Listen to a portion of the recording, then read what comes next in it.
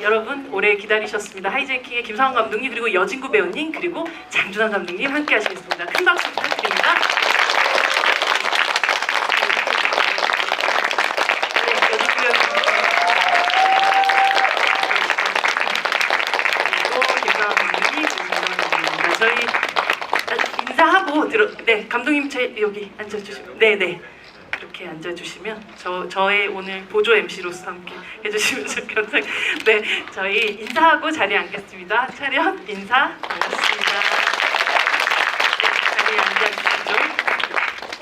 오늘 특히나 또 공교롭게도 6.25 전쟁 이래 하이제킹과 함께 하게 돼서 좀 더 뜻깊은 그런 자리가 아닐까 하는 생각이 듭니다. 여전히 휴전 중인 한국이라는 곳에서 아주 옛날에 벌어진 일이라고 생각되지만 사실 여전히 우리에게 또 남아있는 이야기이기도 하다는 생각이 들면서 굉장히 오늘의 이 날짜가 굉장히 뜻깊게 다가왔던 것 같아요.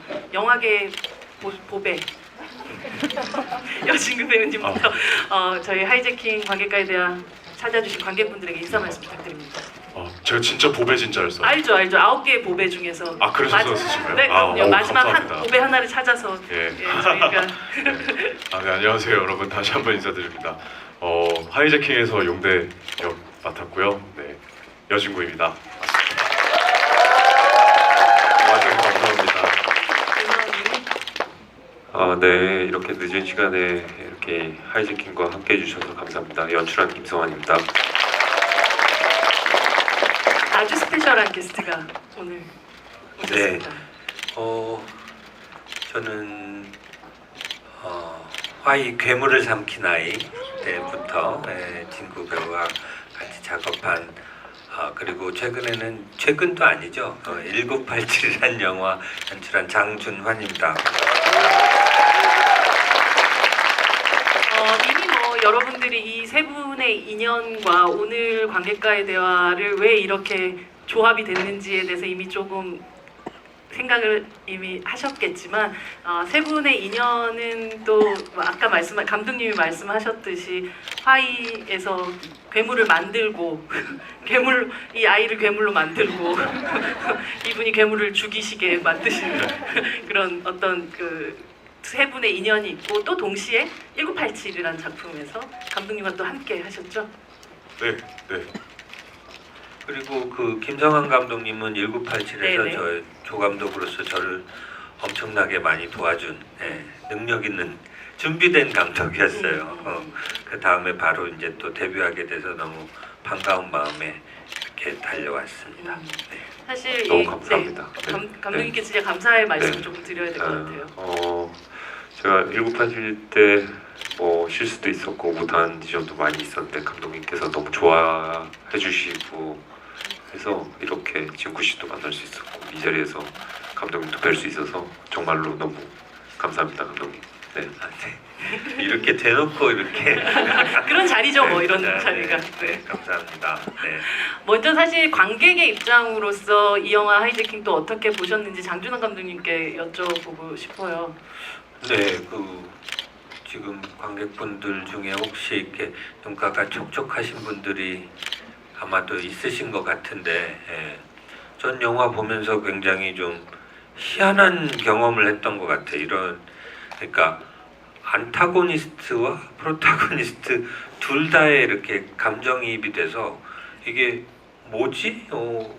근데 이렇게 둘이 충돌하는 게 아니라 그냥 자연스럽게 용대라는 인물에 그리고 부기장님의 그 캐릭터에 이렇게 쑥 그냥 진짜 머릿속 하이제킹 당한 것처럼 이렇게 막 몇 번 고공뱅 이렇게 하다 보니까 영화가 끝나 있더라고요. 그래서 굉장히 저는 영화적으로 굉장히 신비한 체험을 했던 그런 영화 중에 하나가 됐습니다. 신비한 체험이라는 표현이 나왔습니다. 김성환 감독님 처음에 이제 여진구 배우랑 1987에서 물론 아주 짧은 시간이긴 하셨겠지만 이 배우를 현장에서 보고 이 배우랑 내가 언젠가 연출을 하게 된다면 꼭 작업을 하리라 라는 다짐을 가지게 됐었던 어떤 이유는 무엇이었나요? 이거부터 말씀드려야 될 것 같은데 그 진구 씨랑 1987에서 이제 처음 보고 그냥 뭐 연기하셨던 그런 작품들을 알고 있으니까 잘생긴 분이 오셨구나 이렇게 생각을 했었고요. 사실 처음에는. 근데 옷을 뭐 보셨죠? 1987 대부분 다 보셨죠? 네. 네. 거기 보시면 상의 탈의가 좀 되잖아요. 근데 제가 좀 깜짝 놀랐던 게 몸이 너무 좋아가지고 몸이 너무 좋으신데 이렇게 속으로 생각을 좀 하고 있었어요. 그리고 이제 사실 외모적인 것만 처음 보게 된 거죠. 근데 네, 아닙니다, 아닙니다. 네, 근데 네, 외모적인 거. 네, 보다가 그 박종철 열사분의 그 어떤 처절함과 안타까운 모습을 한꺼번에 이렇게 표현해내시는 걸 보고 와 했어요. 사실 조 감독은 배우분들을 정말 가까이서 볼 수밖에 없거든요. 그쵸. 바로 카메라 옆에 있다 보니까. 근데 그걸 보고 저도 눈시울을 좀 이렇게 제가 약간 T 성향이라 가지고 감정이 별로 없는데 거짓말이에요, 여러분. 제가 감독이 우는 것만 몇 번 봤는지 몰라요. 그게 네 그렇더라고요. 네, MBTI가 변하는 것 같더라고요. 근데 너무 좋은 배우구나 하는 걸 그때 느꼈어요. 그래서 언제 기회가 있으면 만날 수 있을까 이런 생각으로 사실 지내다가 정말 우연찮게 이 하이제킹을 준비하면서 지하철역에서 내려서 앞에 카페에서 이제 커피를 한 잔 사들고 가려고 하다가 거기가 좀 뭐가 잘못돼 있더라고요. 진구씨 사진으로 도배가 돼 있는 거예요. 그게 잘못돼 있어요. 일반 카페. 네, 일반 카페인데 그냥 항상 커피를 사들고 가던 카페인데 진구씨 사진으로 도배 있길래 내가 잘못 들어왔다 이러고 한 걸음 빠졌어요. 한 걸음 빠졌다가 근데 머릿속으로 스쳐가 지나가는 게 있어가지고 카페를 들어가서 그 사진들을 찬찬히 훑어봤죠. 뭐 하는 카페인 거 보니 진구씨 팬분들께서 이제 생일을 이제 자축하는 진구 씨는 없는 그런 생일 카페. 네, 생일 카페 같은 거였어요. 감사합니다. 다시 한번 정말 이 자리를 빌어서 감사드립니다. 그래서 너무 신기했고 그 진구 씨 어린 모습부터 이제 성인이 돼서 이제 연기하신 모습까지 사진들이 되게 다양하게 있었는데 그 모습들을 보면서 캐스팅을 어떻게 좀 다시 적극적으로 한번 들이밀어봐야겠다 이런 생각을 하고 책을 드리게 됐습니다. 네. 8월에 생일이셨. 네, 네, 네. 8월 미리 생일 축하를 한번 저희 매번 잊고 살다가 네. 그맘때쯤 팬분들이 축하한다고 얘기해 주시면 맞다 나 생일이었지 맨날 그러거든요. 사실 여진구 배우님은 1987 할 때 그 조 감독님을 기억할 수가 없는 수준으로 그 들어가자마자부터 아니 그 제가 처음에 이제 장준 감독님께서 친구야 그 감독이 영화 준비하는데 잠깐 뭐 특별 출연 해줄 수 있어? 그러셔가지고 감독님 그렇게 밝은 목소리로 제 은인이시니까 그래서 감독님 뭐든지 열심히 해보겠습니다 하고 이제 감독님께서 시나리오가 아니라 어떤 사전을 이렇게 보내주시더라고요. 그래서 알고 보니까 그게 시나리오였어요. 그래서 읽어보는데 1987이 시나리오가 이만해요 두께가. 그래서 어떻게 이렇게 읽고 나니까 근데 제가 무슨 역할을 해야 되는 건지 모르겠더라고요. 그래서 감독님한테 이제 여쭤봤죠. 감독님 이거 제가 혹시 어떤 거를 해야 하는 건지. 그리고 굉장히 등장인물이 많다 보니까 예 그렇기도 했고요. 그래서 감독님이 그 박종철 열사님 역할이야 그러셔가지고 그때부터 눈앞이 깜깜해지기 시작해서 한동안 그 걱정이 많이 됐어요. 그 고민이 많이 됐었고 제가 참 미천한 저의 몸으로 박종철 열사님을 어떻게 연기해야 하나. 그리고 제게는 조금 생소한 어떤 사건이기도 해서 그때부터 좀 여러 가지를 많이 기록이나 이런 것들 좀 찾아보기도 했고 또 감독님께서도 보내주시기도 하셨었고 그런 마음가짐으로 현장에 가서 앉아 있는데 분명히 조 감독님이셨다고 하는데 저는 그때 제 기억에는 감독님이랑 제가 그 부산 사투리를 써야 돼서 경상도 사투리를 써야 돼서 윤석 선배님에게만 계속 선배님 대사 한 번만 다시 읽어주세요. 다시 읽어주세요. 이 기억이 거의 전부고 그 주변에 계셨던 카메라 감독님이나 다른 스태프분들의 어떠한 정보가 많이 안 남아 있더라고요. 뒤돌아 생각해 보니까. 근데 알고 보니 김상 감독님 그때 저를 보셨다고. 저도 지금 진구 씨가 해준 이야기를 불과 30분 전에 대기실에서 이 이야기를 듣고 네. 아, 내 존재감이 아직 많이 미약하구나 이런 생각들을 지금 하면서 이 이야기를 다시 듣고 있습니다. 그게 아니라 근데 제가 진짜 눈앞이 깜깜해가지고 와 감독님 얘기하셨던 것처럼 운동을 너무 많이 했나 뭐 이 생각도 들어서 몸만 뭐 보더라도 그리고 첫 촬영장에 갔는데 이제 막 물고문을 이렇게 막 당하는 장면을 찍어대다 보니까 뭔가 막 조금 걱정도 되기도 하고 하면서 그때 좀 많이 주변을 이렇게 제대로 둘러보지 못하고 계속 긴장하면서 있다가 리허설 하면 또 리허설 했다가 촬영했다가 되게 좀 숭고한 정신으로 임하느라고 좀 바빴어요. 개인적으로 그래서 좀 시야가 많이 좁아져 있는 상태로 좀 촬영을 해서 되게 걱정되기도 했었거든요. 예. 하지만 감독님 이제는 진구 씨를 가지셨잖아요.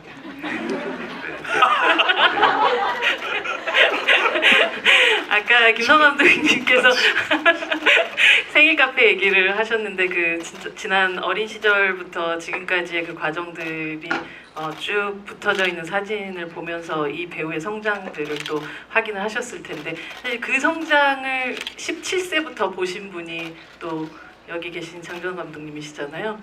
네네. 그때 당시에 이제 여진구 배우님은 심지어 영화 개봉했는데도 볼 수도 없는 상태였었고. 네, 19세였거든요. 네. 19세 관람가여가지고. 네, 네. 네.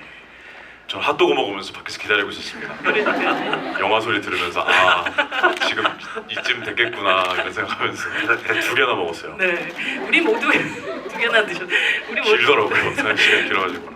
우리 모두가 아마 그 비슷한 마음이긴 하겠지만 또 가장 가까이서 이 배우의 연기의 그 모습들을 지켜보고 또 그 사이 성장하는 모습들 그리고 드디어 또 하이제킹이라는 이 작품에서 이렇게 강한 연기를 해내는 이 여진구 배우를 보면서 또 어떤 마음이셨는지가 궁금합니다.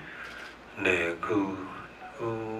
생각해 보면은 굉장히 좀 처음 그 오디션 그 화이 때 오디션 네. 보러 왔을 때 그 아직 그 아이티를 못 벗은 그리고 그때 이제 방학 때 뭘 많이 먹었는지 좀 아무튼 좀 통통했어요. 그래, 너무 귀엽다. 너무 귀여운데 와. 근데 화이하고 지금 저 이미지하고 좀 맞을 수 있을까?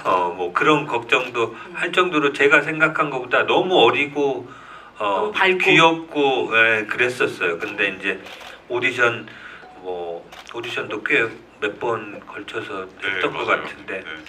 아무튼 그렇게 하면서 이게 연기가 충분히 되는 배우구나라는 걸 이제 확인하고 그러면서 굉장히 화이 때는 조심스러웠던 것 같아요. 뭐 보신 분들도 계시겠지만 영화 자체가 굉장히 다크한 영화라서 그 모든 것들을 한 아이가 이렇게 통과해내야 되는 그런 부분들을 아무리 이게 영화라지만 이제 그런 짐을 준다는 게 굉장히 부담스러웠고 그래서 그런 부분에서 되게 조심스럽게 접근을 했고요. 근데 막상 영화를 들어가니까 아직 어린데도 불구하고 그때부터 힘이 너무 좋다는 생각을 했어요. 네. 그러니까 어떨 때는 진짜 막 너무 힘든 장면을 제가 욕심이 나고 하면 할수록 또 더 새로운 걸 보여주고 잘하니까 굉장히 오래 찍었던 적도 있고 막 그렇거든요. 네. 그 친엄마가 돌아가신 상황에서 막 오열하고 막 이런 그거를 주변에서 사람 그 PD님이 아이고 저러다 감독님 애 잡겠어요 막 그런 얘기가 나올 정도로 너무 힘들게 촬영을 했는데 진짜 살아 있어요. 근데 그거를 끝까지 그러니까 힘을 놓지 않고 끝까지 해요. 그리고 더 좋은 걸 보여주고 그런 부분에서 이번에도 하이제킹에서 보면서 와 진짜 힘이 좋다. 그러니까 뭔가 코어가 네. 굉장히 단단할 것 같은 그 선천적으로 타고난 그런 부분일 것 같은 그런 생각을 했었습니다. 예. 사실 진짜 연기의 장사 같다라는 생각을 네네네. 하면서 저도 이번에 보기도 했었고 감독님 아까 정말 그 독한 그 어떤 과정들을 통과했던 그 시기에 감독님이랑 인터뷰했었을 때 여진구 배우가 거의 에스프레소 샷을 한 15잔을 한꺼번에 먹는 정도의 연기를 그 어린 친구가 해내더라 라는 얘기를 하셨던 그런 기억이 그건 못할 것 같은데요. 네. 에스프레소 15샷을 아니 그 하시는 건가? 어떤 느낌인지 모르겠네요. 위 배려 속발려 네, 어려울 것 그러지 말고. 감독님 그 많이 당시에 떨릴 것 같아요. 엄청난 과정을 많이 하셨던 게 여진구가 그 1.5리터짜리 그 페트병 2개 정도의 눈물을 흘렸다 뭐 이런 아니 그거는 진짜 그 정도 느껴졌어요. 제가 옆에서 계속 지켜봤을 때는 영화 보시면 워낙 감정들이 강하고 그래가지고 네. 뭐 이렇게 우는 장면 엄청 많거든요. 예. 근데 그걸 다 해내요. 그거를 그 테이크를 다시 가도 어떤 일정한 레벨 이상으로 또 더 올라가서 그걸 해내고 그러니까 그러면서 그러니까 본인 잘못도 있어요. 그렇게 가혹하게 시킨 거는 그만큼 또 잘 하니까 액션도 그렇죠. 네. 액션도 꽤 많이 소화했거든요. 본인이 직접. 네. 그래서 이 자리를 빌려서 고맙고 미안했다 이렇게. 하지만 아유, 네 탓이다. 네. 아니, 아 근데 저는 오늘 놀랬던 게 네.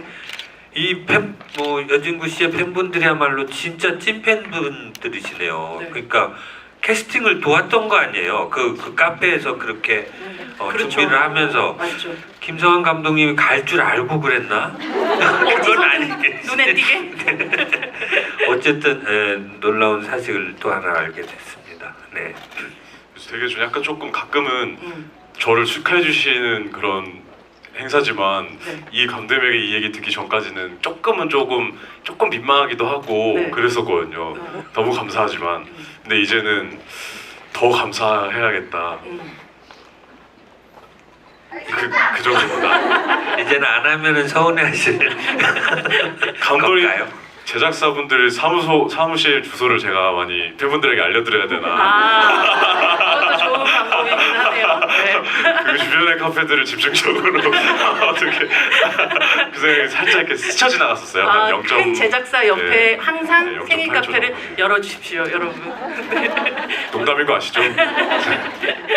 사실 그 장 감독님께서 이 힘에 대한 이야기도 하셨지만 화이 때도 이미 저 역시도 정말 송아지 같은 눈으로 눈물을 뚝뚝 흘리는 이 친구가 보통이 아니구나라는 생각을 했었는데 이번 영화를 보면서 정말 황소 같다는 생각을 했었던 것 같아요. 그 힘 자체가 너무나도 굉장히 오랜만에 이런 힘을 가진 배우를 본 느낌이기도 했었고 아마 김성 감독님도 현장에서 그 힘을 계속해서 느끼시면서 촬영을 하셨을 것 같아요. 어떠셨어요? 네, 천천히 가셔도 됩니다. 네, 괜찮습니다. 혹시 시간이 너무 늦어서 그러신 분들은 편하게 일어나셔도 괜찮습니다. 상처받지 않습니다. 진구 씨 연기를 보면서 사실 보기 전에 이제 화해를 워낙 많이 받고 그러면서 이제 사실 감독님이 아주 잘 이 보석을 만들어 주신 거를 저는 이제 잘 이렇게 포장만 잘하거나 뭐 이렇게 2차 가공이 거의 필요가 없는 느낌이었거든요. 진구 씨가 워낙 완성형이어서 첫 촬영하면서도 사실 와 이렇게 하신다고 하는 느낌을 받으면서 첫 촬영을 했었어요. 그래서 점점 촬영이 거듭되면서 진구 씨가 이제 표현해주는 용대의 모습을 보면서 되게 뭐라고 해야 되지? 제가 생각지 못한 감정들을 너무 많이 느껴가지고 그래서 제가 좀 저 스스로한테 놀랐는데 진구 씨한테 놀란 건 뭐 너무 많이 놀랐기 때문에 제가 이렇게 감정적으로 변했다는 걸 알게 됐는데 그 황소 같다는 거 안에 되게 뭐라고 해야 되지? 말로 표현할 수 없는 어떤 게 있어요. 제가 뭐 저도 제 감정을 이제 설명을 잘 못하겠어가지고 사실 네, 뭐 좀 부끄럽지만 촬영하다가 울었거든요. 진구 씨 연기하는 평생 T라면서요. 네. 그러고 본 게 아닙니다. 네. 그래가지고 현장에서도 우시고 네. 승객분들한테 감사 인사 하시다가도 우시고 네, 관객분들에게 감사 인사 하시다가도 우시고. 네, 이게 참 신기하더라고요. 그래서 MBTI 뭐 이제 영화 보시고 나서 하시면 달라지실 거예요. 네, 저도 달라지면서 영화를 만들었다고 생각하는데 그 정말 힘이 있을 땐 힘이 있고 그 안에 내면의 어떤 열이다고 표현하기는 모르겠고 그냥 어떤 묘한 감정을 또 낼 때는 너무 저 스스로도 놀랍게 이렇게 감정을 표현해 주셔가지고 제 입장에서는 뭐 너무 감사하죠. 이 용대라는 캐릭터를 맡아주셔서 그리고 너무 잘 표현해 주셔서 제 입장에서는 정말 네. 아닙니다. 감독님이랑 정말 많은 이야기를 많이 나눴어요. 특히 이제 처음에 저는 시나리오를 읽고 되게 용대의 에너지가 너무 스스로 하고 싶으면서도 실질적으로 시나리오에 쓰여져 있던 어떤 용대에 대한 서사들이 조금은 좀 두려웠거든요. 왜냐하면 이런 것들이 관객분들이 보실 때 마치 이 인물에 대해서 이해나 어떤 정당화로 다가갈 수 있는 어떤 그런 위험 요소라고도 봤는데 이걸 감독님이랑 작가님 왜 이걸 이렇게 쓰셨을까? 흔히들 뭐 악역에는 서사를 부여하는 것이 되게 조심하면 안 된다라고 얘기하는 분들이 계실 정도로 그래서 그런 궁금증을 감독님에게 여쭤봤는데 감독님께서 그냥 하시더니 기사들을 보여주기 시작하시더라고요. 그때 당시에 71년도에 그 용대라는 이제 실제 그 범인에 대한 어떤 기사들을 보여주시면서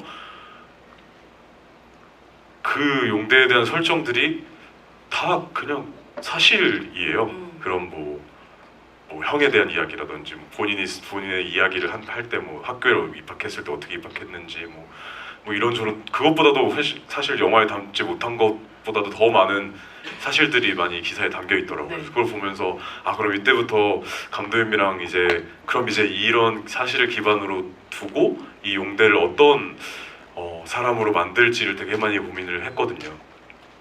네, 그런 또 시간들이 있었고 저도 화의하면서 감독님과도 정말 많이 감독님이 정말 많이 배우고 많은 이야기를 했지만 이번에는 정말 많이 얘기했던 것 같아요. 네, 감독님이랑 대전에서 한 3개월 거의 한 4개월 정도 계속 촬영하면서 막 밤새 수다 떨기도 하고 예, 용대나 뭐 어떤 이런 이야기들로 그러면서 좀 저도 더 좀 용대를 더 이렇게 구상하고 더 실제처럼 더 몰입도 하고 했던 것 같아서 좀 감독님에게 좀 감사한 점이 많죠. 여기는 어찌됐건 관객분들이 이 영화에 대한 궁금증을 가지고 오는 자리시잖아요. 여기에 대한 진구 씨가 얘기해 준 거에 대한 또 비하인드가 하나 더 있는데 네. 그거에 대한 거는 장준환 감독님 다 얘기를 해주셨어요.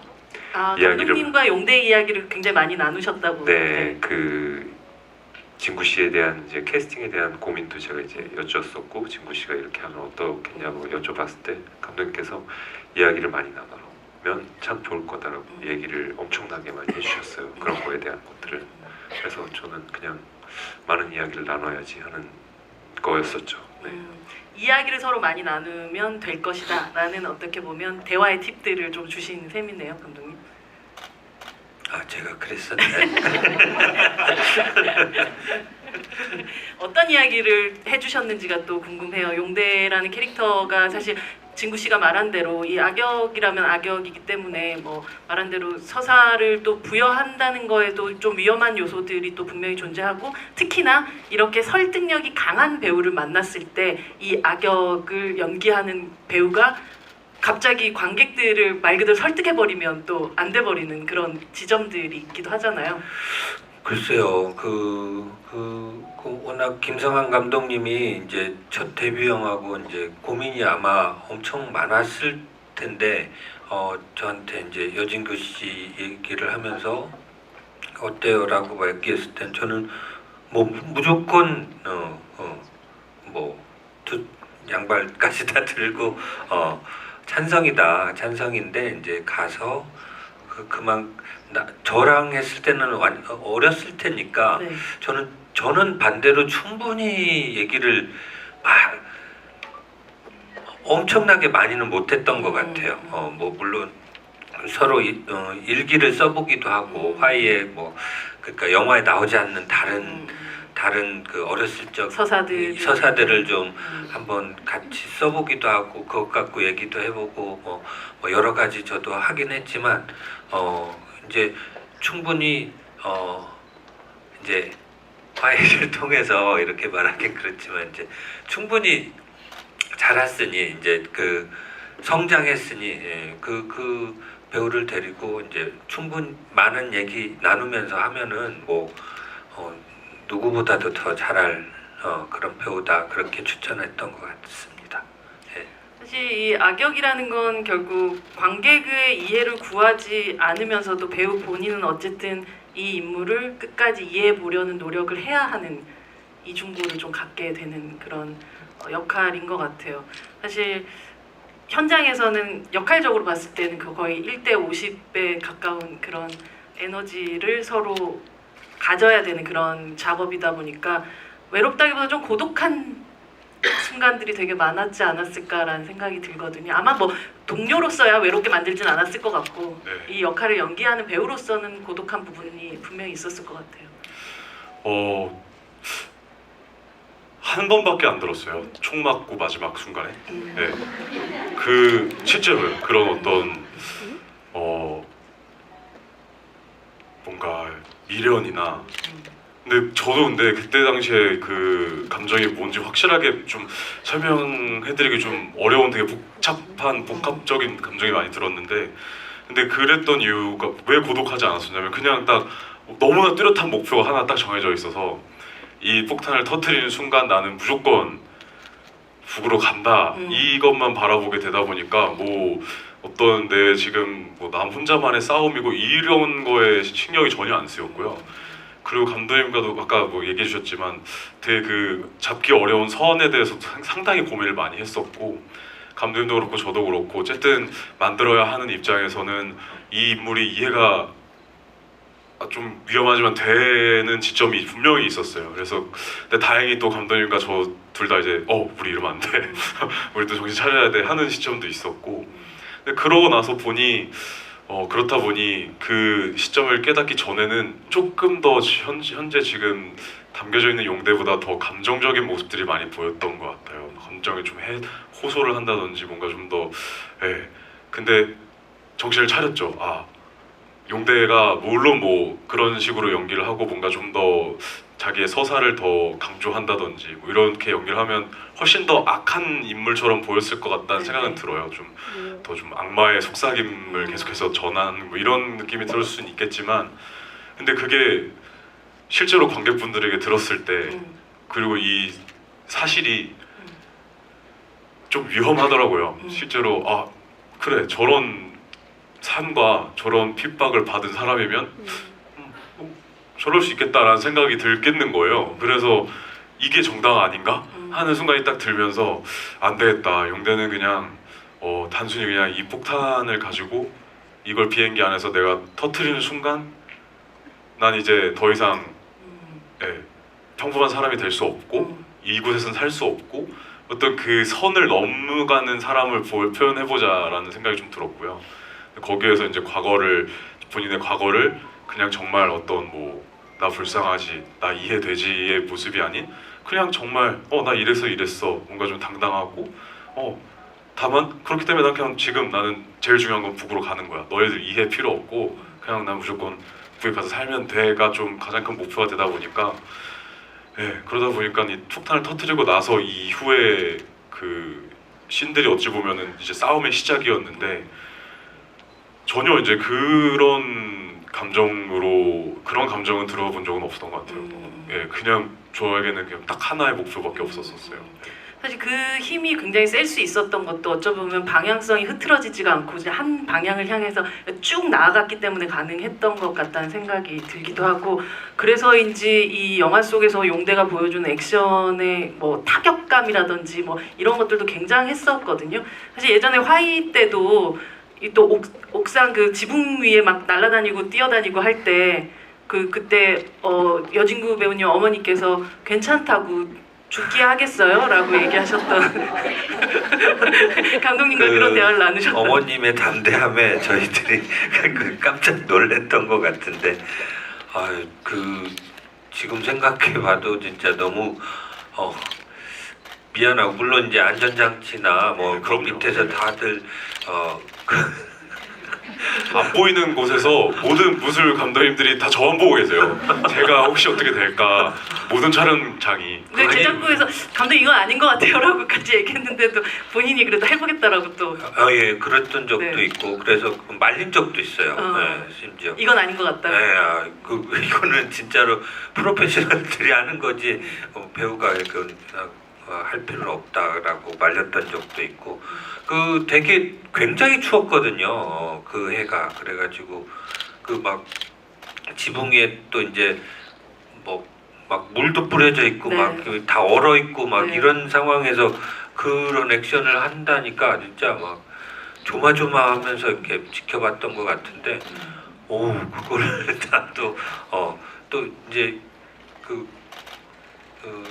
또 다른 그 육체적인 힘도 좋으니까 그냥 그걸 막 뛰어넘고 그래서 그 무술 감독님들이 진짜 너무 칭찬하면서 이제 자꾸 더 시키는 거예요. 그러다 보니까 진짜 이거는 위험한 건데 막 여기 와서 해보라고 그러는 거예요. 그래서 안 된다고 우리 주연 배우인데 지금 여기서 근데 아이고, 그때 큰일 난다고. 저는 이거 촬영할 때 아니면 언제 해봐 이 생각이 아. 너무 들어서 근데 그런 생각 한참 현장에서 뭔가 무술이나 이런 걸 할 때 감독님 아니 이거를 평소에 절대 못 해보는 경험이잖아요.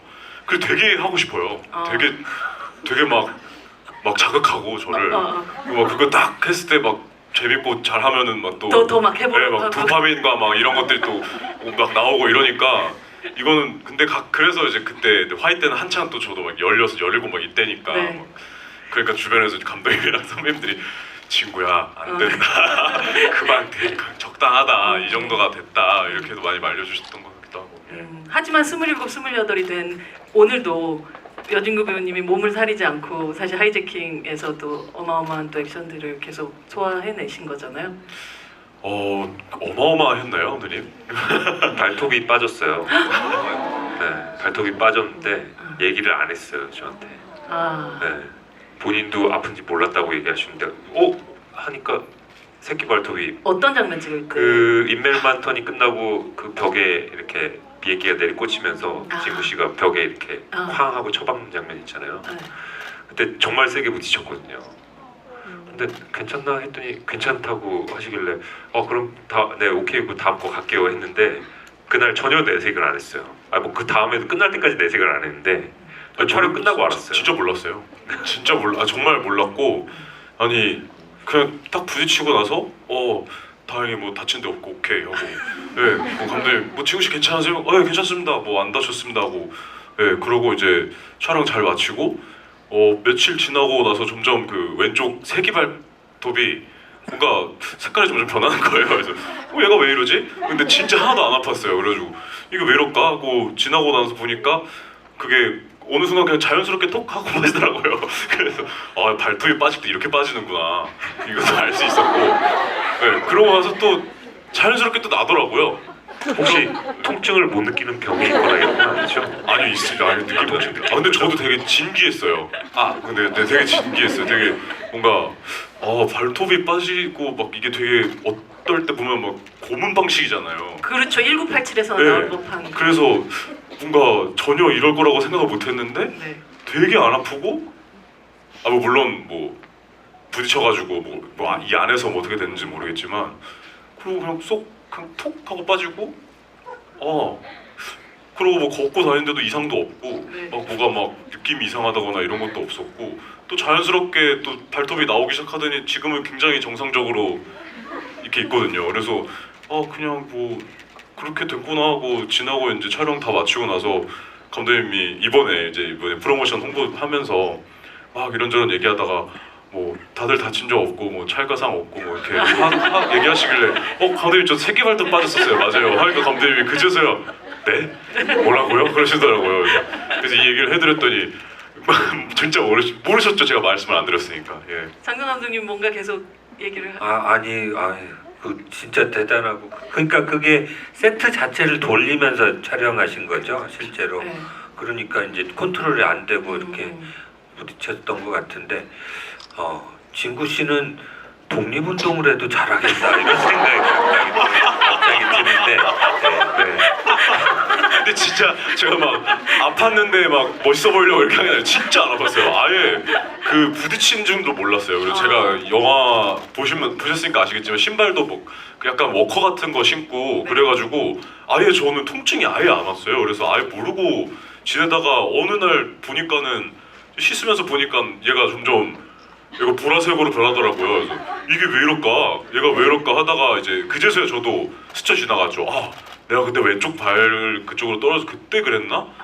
하고 한 5일 지나고 나서 그냥 저절로 알아서 뭐 신기해가지고 이렇게 장난치다가 톡 빠지더라고요. 그래서 와, 씨, 이거 어떡하지? 얘가 왜 빠졌지? 그래서 제가 이거 들고 막 이렇게 있다가 이렇게 조심스레 만져보니까 안 아프더라고요. 그래서 아, 안 아프면 됐다. 그러고 이제 그리고 촬영하고 또 자연스럽게 나고. 아 정말 세계의 액션 감독들이 다 탐낼 만한 인재이면서 동시에 세계의 스파이 조직에서 다들 되게 탐낼 만한 그런 인재가 아닐까라는 생각이 들 정도입니다. 정말 아이고. 아니 제가 언젠가 라디오에서 그런 얘기를 한 적이 있었는데 여진구 씨가 또 97년생이다 보니까 20세기가 작곡한 마지막 클래식 같은 배우라는 얘기를 제가 한 적이 있었던 것 같아요. 어쩜 그렇게 비유를 감사합니다. 너무 영광입니다. 아니 근데 그만큼 또 이번에 하이제킹이라는 영화를 보면서 어떻게 보면 이 정석의 박자를 가지고 정말 정확한 힘을 가지고 정확하게 해내는 이 배우는 참 귀하다라는 느낌을 받았었고 굉장히 좋은 플레이어를 만났다라는 이 악보가 정말 좋은 플레이어를 만났다는 두 분의 만남이 되게 굉장히 좀 아름답다는 생각을 했었던 것 같아요.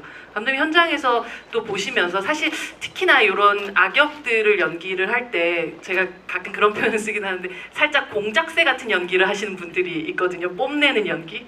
내가 너무 아름답지 않아? 나 멋지지? 나 너무 소름 끼치지? 하는 연기가 아니라 이렇게 정말 누구에게도 뽐내지 않는 그러나 아주 정석을 가는 연기를 보면서 아 굉장히 이건 용대라는 캐릭터와 너무나도 잘 맞아떨어진 연기라는 생각을 하면서 이 영화를 봤었던 것 같아요. 감독님 현장에서 아마 또 그렇게 보시면서 눈물을 흘리셨던 적이 많으셨던 거죠? 네, 맞습니다. 네, 그 희번덕거리는 눈을 보면서 아 너무 감사하다 하면서 눈물을 많이 이렇게. 저희 그런 하이제킹 농담이고요. GV거든요. 네. 여진구 GV가 아니라. 네. 아닙니다. 네네. 하이제킹. 전 약간 그런 마음으로 좀 오기는 했습니다. 저야 너무 감사하지만 이게 오래전부터 바라보고 오셨던 두 팬분들이 함께 작업하셨던 그 분들이 이렇게 있는 그런 자리가 아니겠습니까? 감사합니다. 아 근데 사실 용대의 첫 등장에 대한 얘기를 잠깐 조금 하고 싶은데 되게 멋지게 등장할 수도 있고 되게 의미심장하게 등장할 수도 있는데 그 문우진 배우님과 함께 네. 옆에 앉아서 우창중학교 12회를 네. 확인하는 그러면서 1창의 개수가 뭐 이런 얘기 같은 걸 하게 되는 그 등장을 물론 작가님도 계시지만 이 등장으로 이 용대를 등장시켜야 했던 이유가 또 있으신지가 궁금해요. 오히려 아주 평범한 방식으로. 그냥 이 용대라는 인물 자체가 갖는 어떤 평범성을 보여주고 싶었던 것 같아요. 그냥 그리고 그가 중학교 수석으로 입학했다라는 게 실제 기사에 있는 내용이라서 그리고 중학교 2학년 때 중퇴를 하게 되고 뭐 이런 것들은 사실대로 표현을 하고 싶었고 네 천천히 내려가셔도 괜찮습니다. 네. 조심히 가세요. 네. 행복하십시오. 손 마세요. 네. 발도 하십시오. 좀 조심하세요. 10시간 넘은 시간이어가지고 네, 너무 늦은 오늘 시간이라가지고 화요일이어가지고. 네. 네, 아버님 감사합니다. 감사합니다. 감사합니다. 네. 그래서 그런 모습들을 좀 담아내고 싶었고 그런 모습에 대해서 사실 좀 약간 어색하잖아요. 내 후배한테 이렇게 먼저 다가가지고 또 내 후배인데 너 이것도 모르니 하면서 이야기를 던지고 그런 것들이 이제 그 진구 씨의 애드립으로 좀 세게 이렇게 표현된 것도 있었는데 아 애드립이 있었군요. 네네. 네. 근데 네 그거는 조금 제가 이렇게 제거를 하고 그냥 감사합니다. 네, 툭 들어가는 방법으로 하고 너무 진구 씨의 마지막에 애드립이에요. 그 혼자서 입 모양으로 중얼중얼 하는 거. 그걸 찍고 제가 물어봤어요. 무슨 말 했어요? 그랬거든요. 무슨 말 하셨어요? 이거 있었어요. 정확한 워딩은 못 했고요. 네. 근데 네. 뭔가 비속어를 주절구절거리고 있었습니다. 그 진구 씨라는 이 용대라는 역할에 대해서 이방인이라고 생각했거든요. 사실 저는 그러니까 그 어디에도 속하지 못하고 나의 정체성이 어딘지도 모르겠지만 그거를 알지 못하는 모습으로 그냥 툭 그 자기 후배한테도 외면당하는 모습에서 막 그런 것들이 그렇게 표현되지 않았나라고 저는 그냥 혼자서 생각을 해봤어요. 그 혼잣말 하는 것이. 네. 그리고 사실은 이 승객들 중에서 가장 어린 또 뭐 이 스텝 전체의 영화 만드는 사람으로 봤었을 땐 가장 또 후배 배우가 함께 또 하는 그 장면에서 아 만약에 한 10여 년 전이었으면 저 자리에 진구 씨가 있었겠다라는 생각이 들기도 했고 어쩌면 15년 정도 전 정도 되겠죠? 네. 그 우진이가 몇 살이었죠, 감독님? 그 촬영할 때 중학교 1학년이었어요. 그러니까 한 13년, 14년 정도 네, 될 것 네. 같은데 그러니까 굉장히 비슷한 길을 가고 있는 또 후배와 딱 그렇죠. 첫 장면에서 만나서 어쨌든 이 사람이 결국은 내가 죽는 어떤 상황들을 만들고 그들이 살고 하는 그 모든 것들이 첫 장면은 모든 게 다 응축되었다는 느낌 같은 걸 좀 받기도 했었던 것 같거든요. 현장에 사실은 이제 비슷한 길을 가고 있는 후배를 만나면 어떤 느낌이 드세요? 그냥 뭐 그냥 같이 함께 가고 있는 동료를 보는 것 같은 느낌이고요. 그리고 친해지고 싶어요. 아, 네. 왜 어렵게 생각하시나요? 그분들이? 아니, 제가 이렇게 생기고 목소리도 막 이렇고 막 이러니까 그 뭐야 아역 배우분들이 봤을 때 네. 너무 어떤- 선배님으로 생각하세요? 네, 어떤 친구들은 제가 20대인지 모르는 친구들이 있고 막 그래요. 그래서 저 근데 예? 10대인 줄 알았나 보다. 10대인 줄 알았냐고요? 네. 농담스러지. 10대인 줄 알았나 봐요. 네. 감사합니다. 그랬나 보다. 10시 이후에는 제가- 주접을 좀 네, 떨어뜨려죠 제가 더 우리가. 마음의 벽이 좀. 높았나 보네요. 좀 더 허물 필요가 있네요, 제가. 네. 근데 그렇다 보니까 뭔가 좀 장난이고요. 우선 음, 제 생각이 나기도 하고요. 음. 저도 그때 이렇게 현장에서 와서 막 저에게는 그때 당시에 되게 현장이 되게 재밌고 놀이터 같은 곳이었거든요. 근데 그렇다 보니까 거기서 그때 당시에 저에게도 인사해줬던 그런 선배님들 그쵸. 그런 기억도 제겐 있고 그 기억들이 되게 좋게 남아 있어요. 그렇게 어린 아이에게 살갑게 인사해주고 이름이 뭐니 물어봐주고 했던 것들이 다 좋은 기억으로 남아 있어서 저도 좀 뭔가 제가 기억에 그렇게 남아 있다 보니까 나도 좀 그때처럼 좀 편하게 좀 가서 인사도 하고 같이 뭐 간식도 좀 먹고 그렇게 해야겠다 이런 생각이 좀 있어가지고 네. 그래서 좋아. 폭탄도 주고 뭐 네, 그러신 거잖아요. 폭탄도 주고 그리고 영화는 안 나지만 제가 그 첫 씬에서 제 꿀밤도 때리고 아 정말요? 아, 막 그게 좀 그러고 과격했던 표현이었거든요. 그걸 좀 제거를 잘 해주셨어요 감독님께서. 되게 좋은 아이디어라고 생각했는데 제가 생각해도 좀 심했나 했었거든요. 그러고 나서 우진이 우진 씨, 우진 군, 네. 과 함께 또 뜨겁게 또 서로 눈을 바라보면서 또 같이 감정도 나누고 하면서 되게 기분 좋더라고요. 재밌고. 사실 불과 뭐 하이 찍을 때만 해도 조진웅 씨가 아 맞아 진구 아직 학생이었지라고 생각하는 게 이쪽에서 막 학습지를 열심히 풀고 있었다고 하더라고요. 그렇지만 또 어느덧 이렇게 장성한 그리고 한국을 대표하는 어떤 배우가 돼서 이렇게 성장하는 모습을 보는 게 우리 모두가 다 내가 키운 마음 같은 게 드는 게 아닐까라는 생각이 듭니다. 박수 부탁드립니다. 여러분 질문 받도록 하겠습니다. 네, 진구 배우님 한 분 먼저. 그럼 일단 앞줄부터 네, 어떻게? 앞줄부터. 네, 두 네. 팔을. 네. 네, 이쪽으로 가겠습니다. 마이크가 있나요? 네, 네 여기 마이크. 여기 아, 네. 7번 분이십니다. 네, 여기 제일 네. 앞자리 네, 두 번째 분이십니다. 네. 네. 저는 감독님이랑 배우분한테 라이트한 질문 하나씩만 드리고 네. 싶습니다. 감독님이 처음으로 메가폰을 잡은 작품임에도 불구하고 이렇게 뭐랄까요? 모 아니면 도인 그런 실사를 베이스로 한 작품을 고집하시고 선택하신 이유가 따로 있으신지 궁금하고요. 그리고 진구 배우님한테는 어찌 보면 전 국민이 지켜보는 하에서 성장하고 우리가 배우의 길을 다 지켜본 그런 배우로서 웬만하면 선하고 바른 역을 많이 했었는데 처음으로 이렇게 나쁜 놈을 했을 때 그거에 대한 기대감 혹은 뭐랄까요? 기대감 혹은 짜릿한 배반감? 낯선 그런 거를 어떻게 극복하셨고 그랬는지 궁금합니다. 네, 감독님부터, 배우님부터. 네.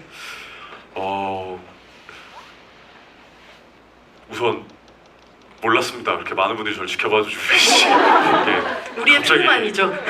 갑자기 우리가 어깨가 확 무거워지는 것 같은데 농담입니다. 너무 감사드리고요.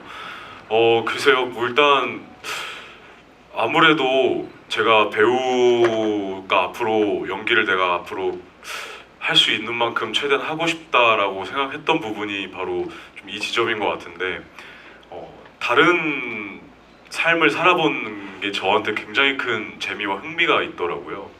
근데 거기에서 말씀해 주신 것처럼 주요 배역들이 좀 선하고 좀 정의롭고 혹은 조금 측은하고 좀 이러한 인물들이었는데 근데 뜨문뜨문 이번에 제가 이런 용대처럼 완전 이런 악역이라고 할 수 있는 좀 분위기를 지닌 역할을 여러분들에게는 처음 선보이는 거였지만 뜨문뜨문 저에게도 제안을 주셨던 작품들도 있고요. 예, 그러면서 이제 저는 그 중에서도 그때그때마다 이제 제가 좀 더 제 머릿속으로 상상이 되고 제가 어떻게 연기하면 될지가 좀 감이 잡히고 계속해서 생각이 나는 작품들을 좀 찾게 되더라고요. 예, 그러다 보니까 이번 역할까지는 아니었지만 앞서 드라마 괴물의 한주원이라는 역할도 저에게는 되게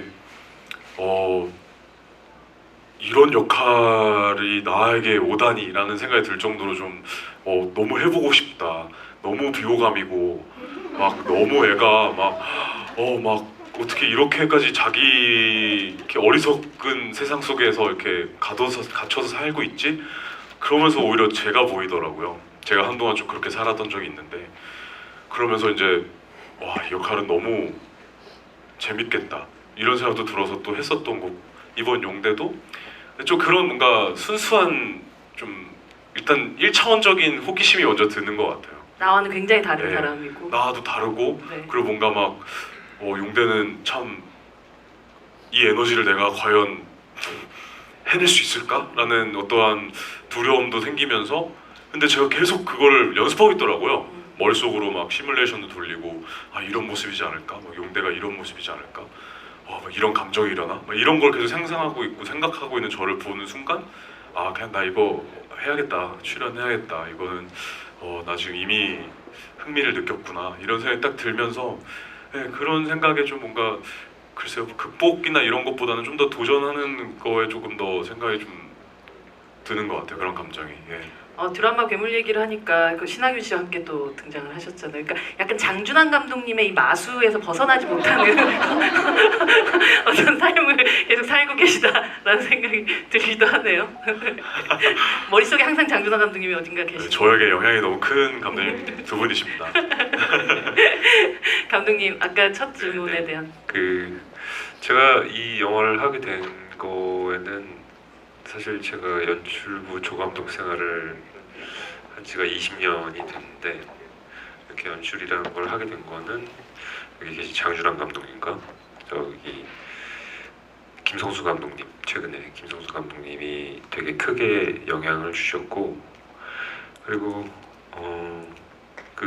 사실 전혀 다른 아수라 1987 이런 영화들과는 전혀 다르지만 뭐라고 해야 되나 이 안에 아수라와 1987이 들어있어요.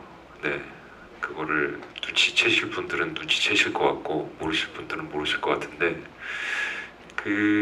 어떤 장준환 감독님과는 1987이라는 영화를 하면서 이 실화를 다루는 어떤 진정성과 그 인물을 다루는 방식에 대해서 되게 많이 제가 배움을 얻었고 그 다음에 김성수 감독님한테는 어떤 이 영화라는 매체에 대한 어떤 진정성 뭐 사실 허구를 다루지만 그런 거에 대해서 어떻게 접근했을 때 이 관객분들이 그거에 대해서 진정성 있게 받아들일 수 있는가에 대한 것들을 배웠던 것 같아요.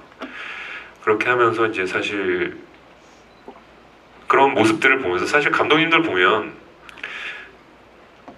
나는 감독이 돼야지라는 생각을 사실 안 했어요. 예.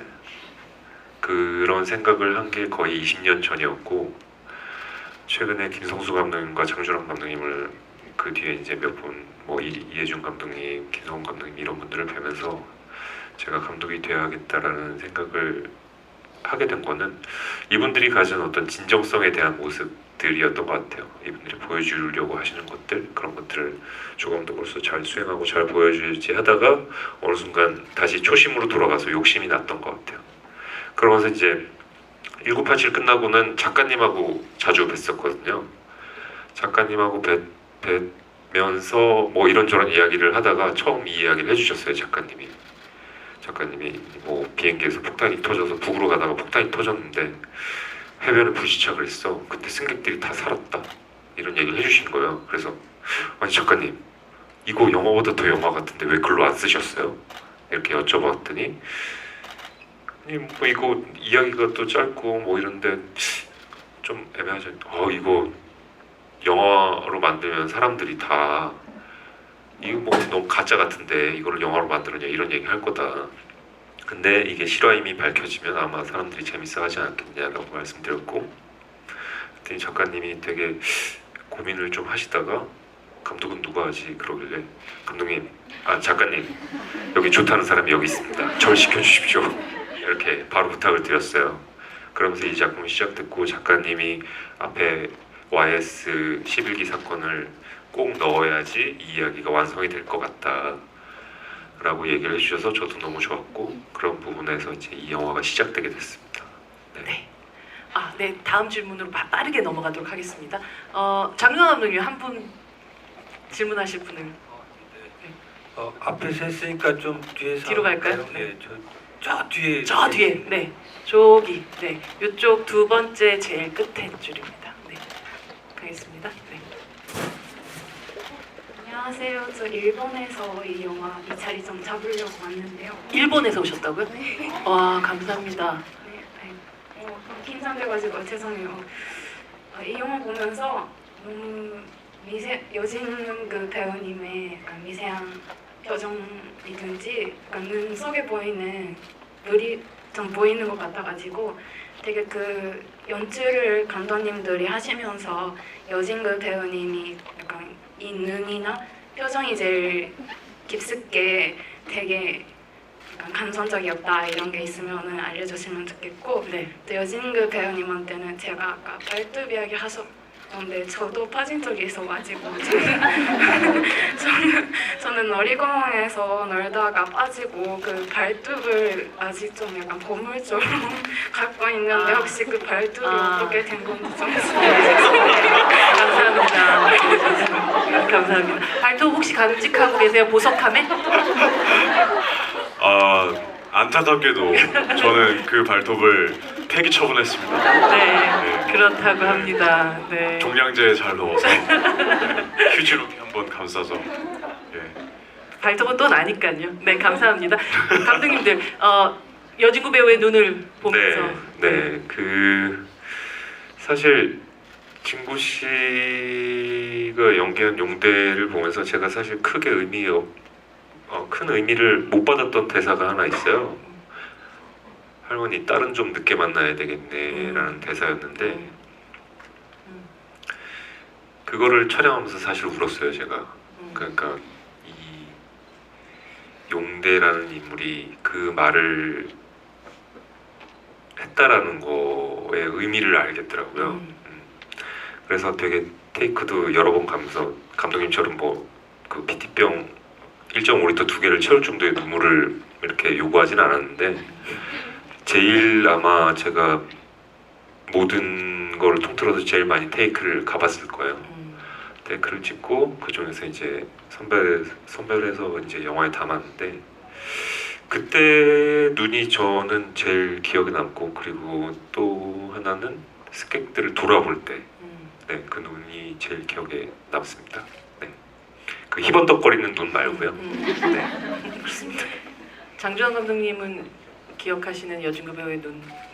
뭐 화이트 워낙 많이 그 좋은 눈빛들을 다 정확히 말씀하신 대로 진짜 정확한 감정을 가지고 정확하게 그때 표현을 해내거든요. 그 눈빛으로.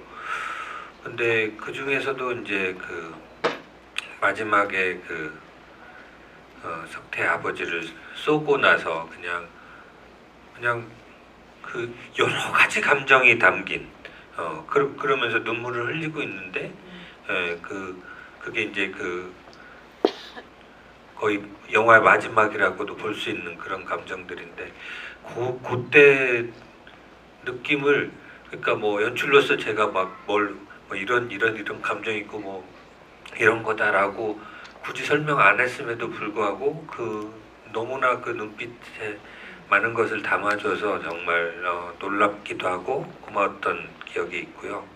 그리고 이제 첫 번째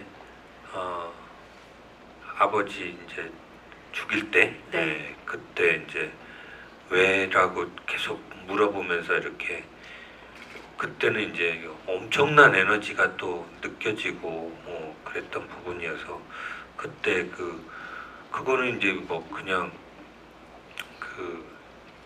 저걸 화면에 지금 잘 담아야 되는데 담을 수 있는 건가? 뭐 그런 생각이 들 정도로 그 공간을 그냥 다 쓰면서 그렇게 보여줬던 아직은 어렸던 그 배우의 힘을 느꼈던 그런 순간들이 떠오르는 것 같아요. 예.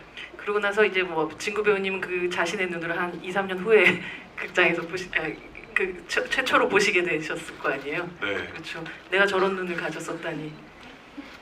정말 그 생각을 했습니다. 아. 제가 참 재밌는 건지 모르지만 제 인생에 정말 꼭 있어야 했던 순간이 그 화이 이후였어요. 네. 드라마 해를 품은 달, 화이, 해를 품은 달 보고 싶다, 화이 이렇게 거의 1년 안에 이 세 작품이 되게 큰 호평을 받고 제가 개인적으로 엄청 큰 사랑과 상도 많이 받았었고요. 그렇죠. 네. 근데 그러면서 좀 정말 한 1, 2년 만에 삶이 갑자기 확 바뀌었던 것 같아요. 네. 그러면서 그때는 그냥 뭐 너무 감사드리고 내 삶이 참 축복받았고 행운을 너무 큰 행운을 지고 태어났구나라는 생각을 들어서 열심히 막 했는데 그 전까지 화이 찍을 때까지만 해도 되게 즐겁게 촬영했던 것 같아요. 현장에 가는 게 항상 재미있고 즐겁고 오늘은 이 씬 찍으러 가는구나 드디어 와 너무 떨리고 설렌다 이런 기분이 컸었는데 그러면서 뭔가 좀 저도 모르게 책임감이나 어떤 무게감에 대한 그런 걸 제대로 받아들이지 못하고 있던 상황이 좀 몇 년이 있었어요. 그러면서 좀 어느덧 이제 제가 아시겠지만 뭐 제가 해야 할 역할도 생기고 역할 이제 표현해야 하는 것도 생기고 이러다 보니까는 뭔가 그때 당시에 촬영했던 현장에 가는 것들이 되게 좀 무서웠었거든요. 근데 네.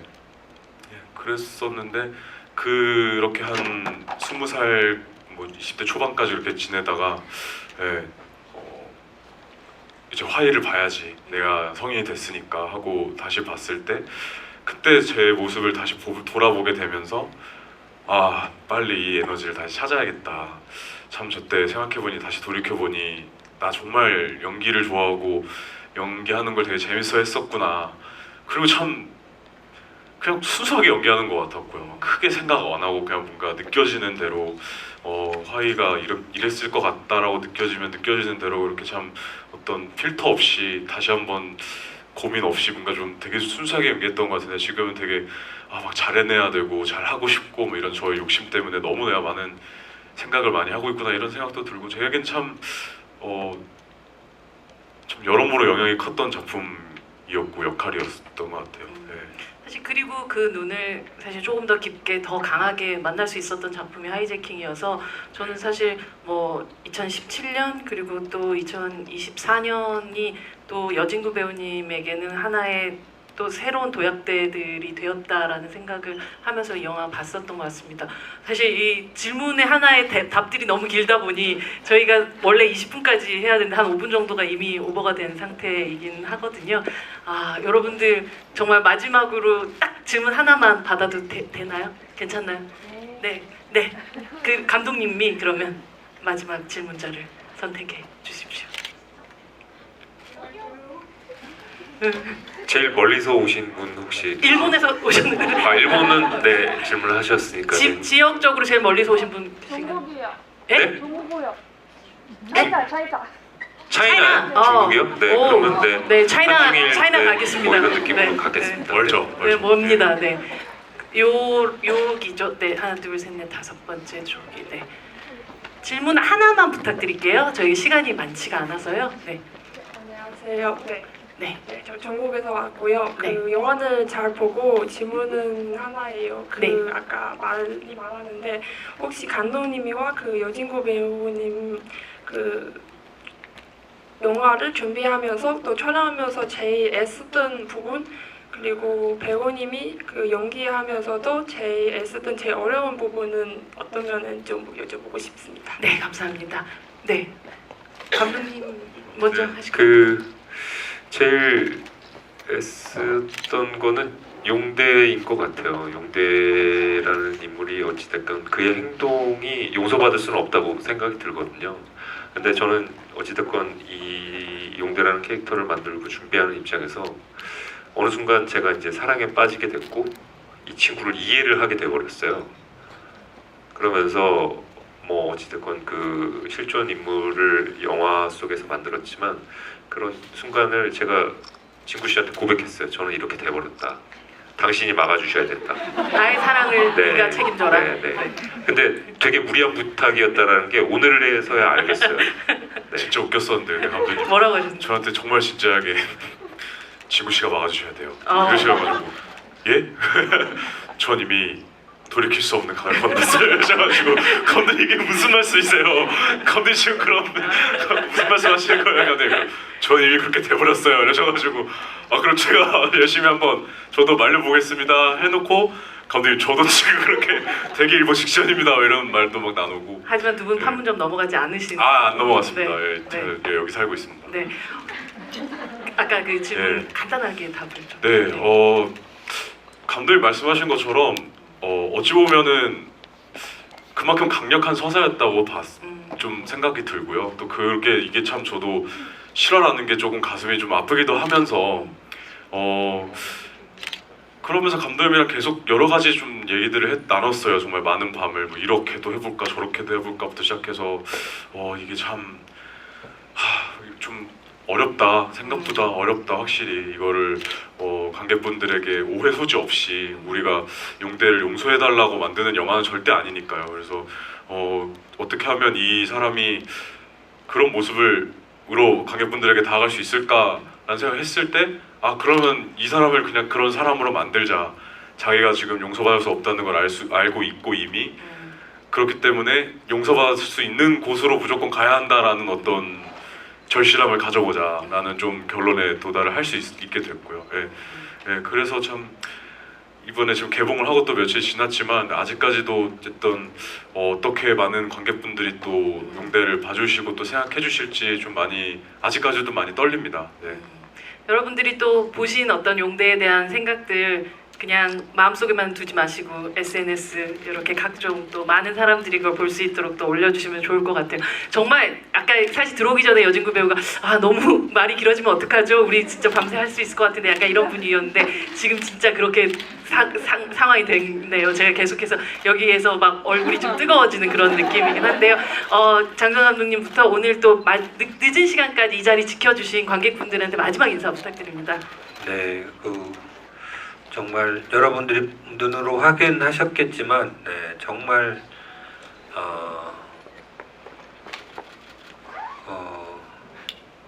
정말 추천드리고 싶은 그런 영화입니다.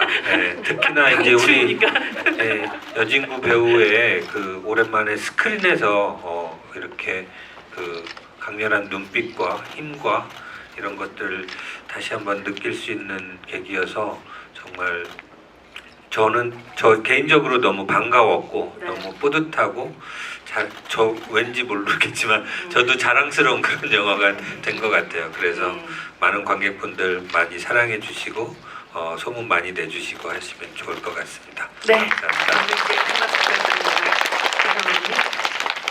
부탁드립니다. 네, 이런 자리에 함께 해주신 여러분 덕에 너무 감사하고요. 그리고 장윤환 감독님께도 진심으로 감사드립니다. 제가 아직까지 영화 할 수 있는 이유 중에 한 분이시기 때문에. 그리고 진구 씨는 네, 감사합니다. 여진구 배우님. 네, 정말 이렇게 관객분들에게 또 영화로 이렇게 인사드리고 또 거기에서 또 하이제킹이라는 또 작품에서 또 용대 저를 떠올려 주신 감독님에게도 너무나 감사하고 여러분들 이렇게 늦은 밤까지 또 이 얘기 들어주셔서 너무나 감사드리고요. 오늘 이렇게 제 배우 인생에 있어서 두 아버지와 함께 많은 분들에게 또 즐거운 시간이 되었길 또 바라봅니다. 네, 여진구 배우님께 큰 박수 부탁드립니다. 정말 저희가 지구를 지킬 수는 없더라도 진구는 지키겠다라는 마음을 확인하는 그런 밤이었던 것 같습니다. 여러분 오늘 조심히 돌아가시고요. 오늘 같이 박수 치면서 이 자리 마감하도록 하겠습니다.